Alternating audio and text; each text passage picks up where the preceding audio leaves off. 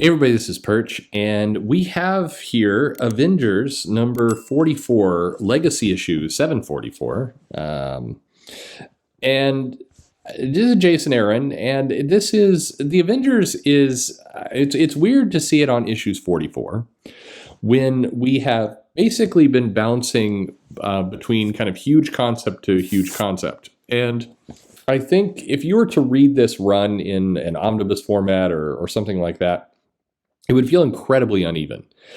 We had the Avengers fighting Moon Knight, the Age of Khonshu. We had Avengers in space, where Thor was a brood. We had we've had a celestial attack. We've had Avengers go to hell with Ghost Rider. It's been a strange leap from, in theory, huge thing to huge thing. And the last 5 issues or so have been this Enter the Phoenix tournament.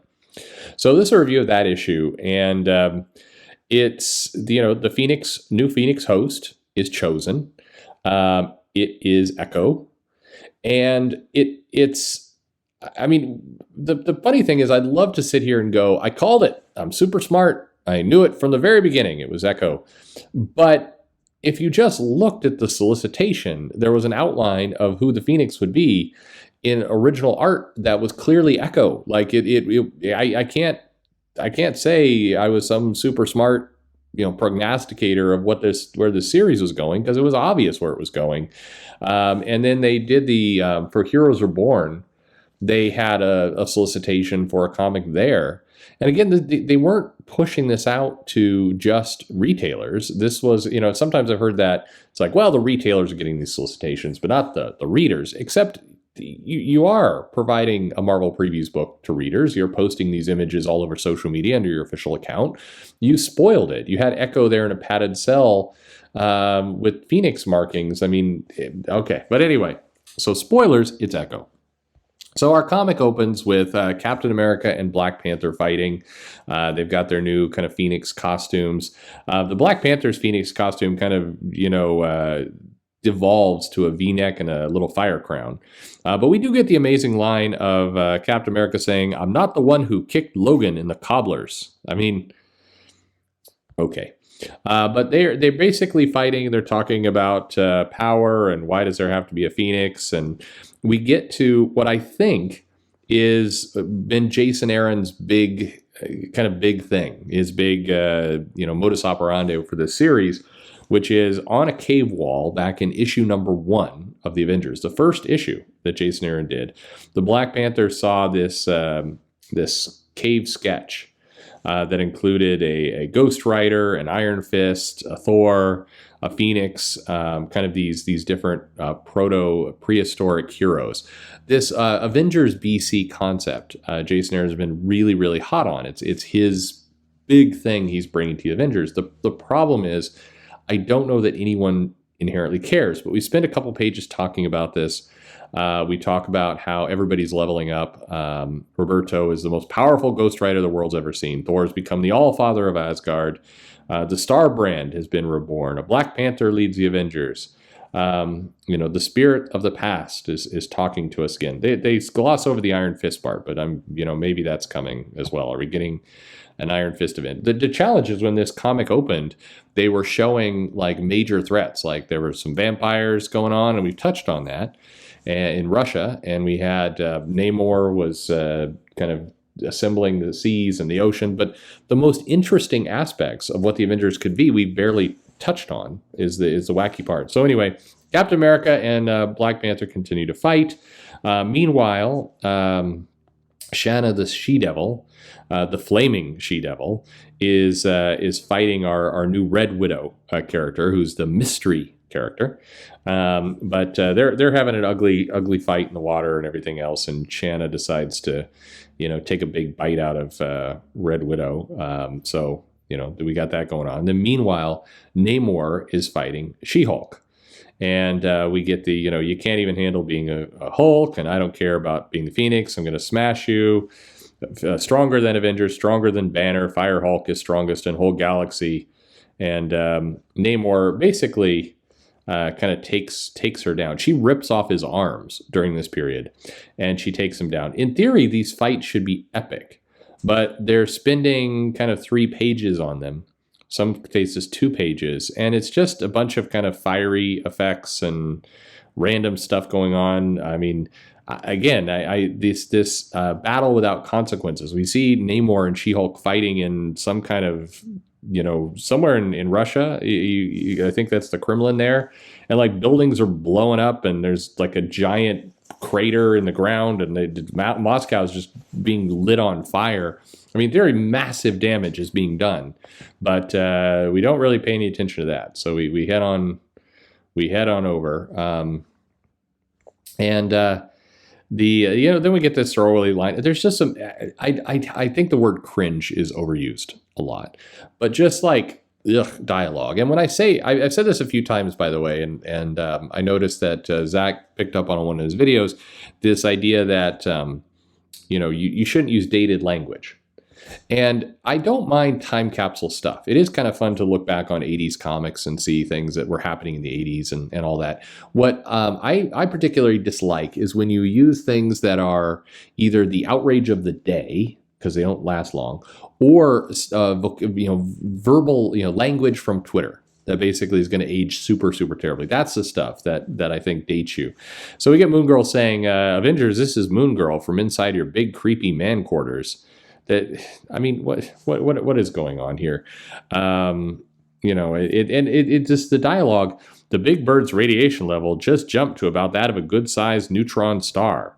So the Phoenix has wiped out all life on planet. Then what you're throwing these terms out, but if a good-sized neutron star suddenly lit up somewhere in the Arctic, global warming, you're screwed. Then he was like, does anyone else see Captain America and Black Panther fighting on top of the mountain? So Captain Marvel shows up and tries to absorb the Phoenix stuff, but that doesn't work.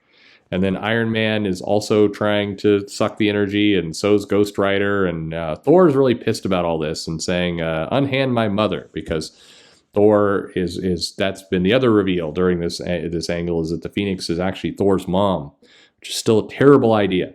But as this battle rages, kind of back and forth, we see this little hint of who the Red Widow is. There's a nice little Soviet sickle tattooed on the eye, right above the eye. So that's fun. Lots of scars, sure.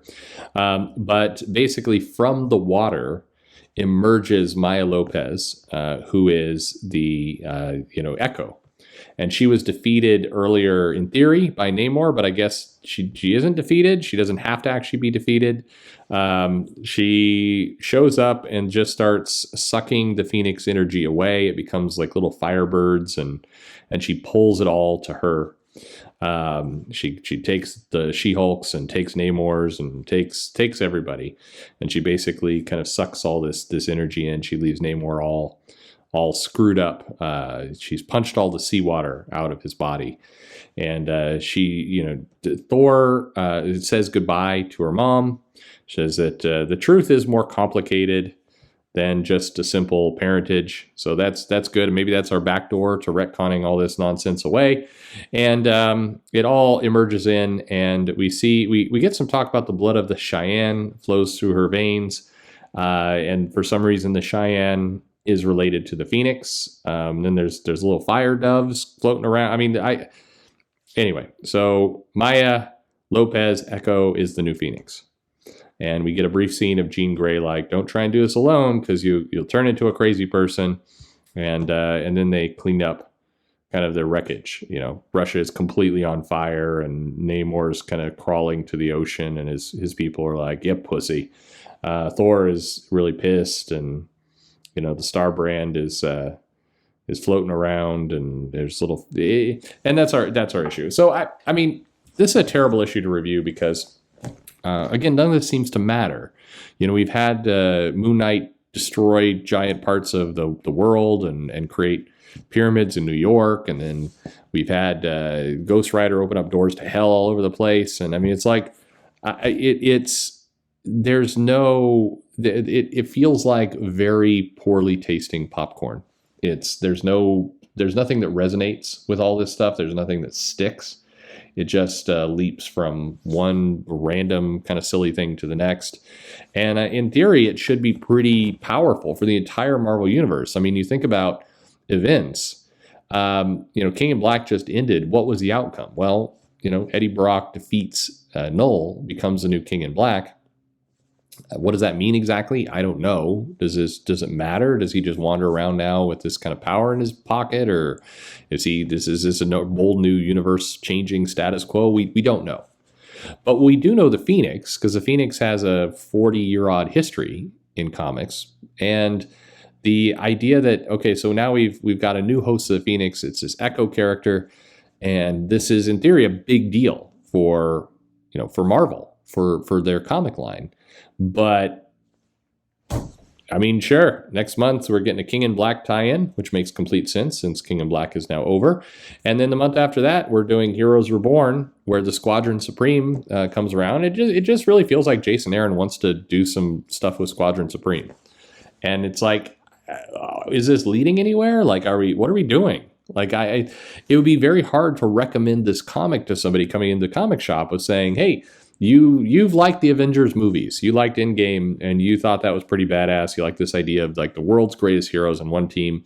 I mean, as much as I've made fun of Bendis, it felt like his Avengers time had a point.